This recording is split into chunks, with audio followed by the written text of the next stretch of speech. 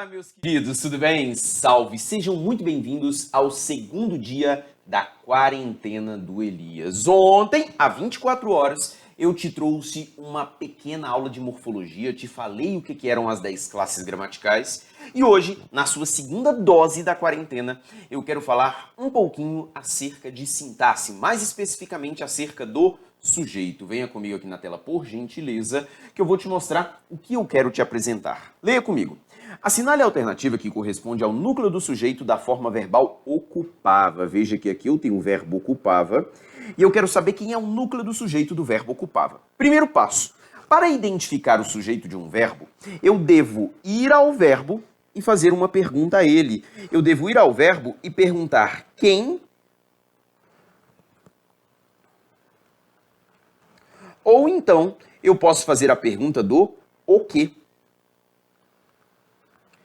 Às vezes a pergunta do quem funciona, às vezes a pergunta do o que funciona. O importante é você ter as duas perguntas na mão. Me acompanhe, por favor.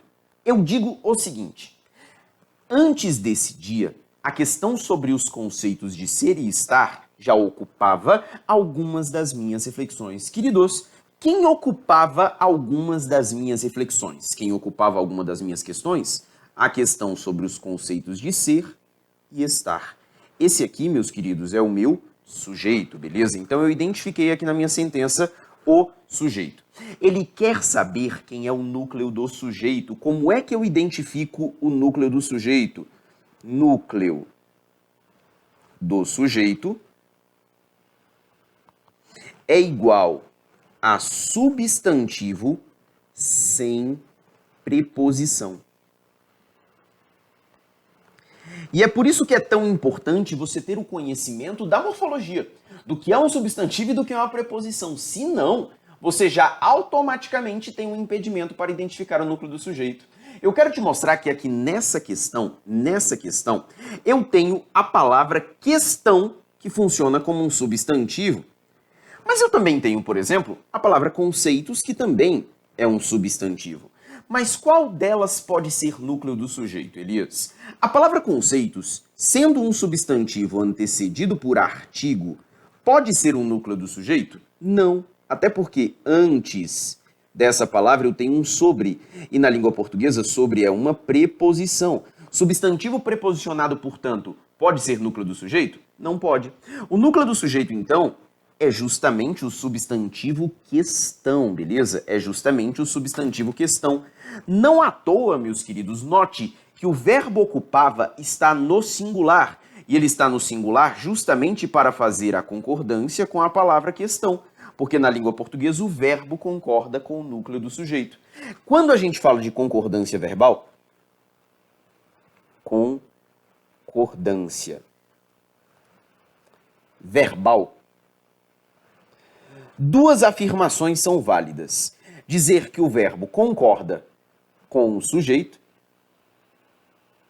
ou então dizer que o verbo concorda com o núcleo do sujeito.